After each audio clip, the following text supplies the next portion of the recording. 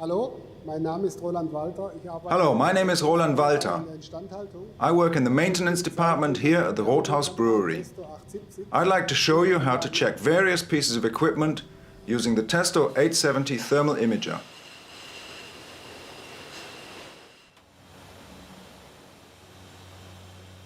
Here I'm checking the function of a steam trap. The steam trap is absolutely okay.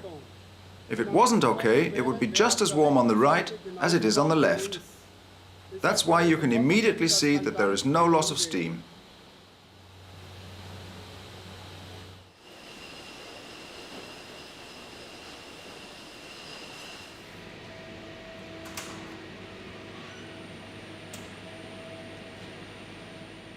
Here I'm checking a switching cabinet for defective components.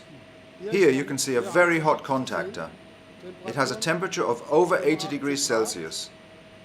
The contactor urgently needs replacing before it fails completely and to eliminate the danger of fire.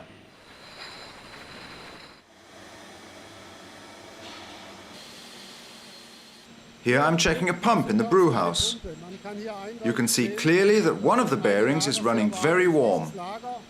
This bearing, you can see it here, needs to be replaced soon so the pump can stay in operation.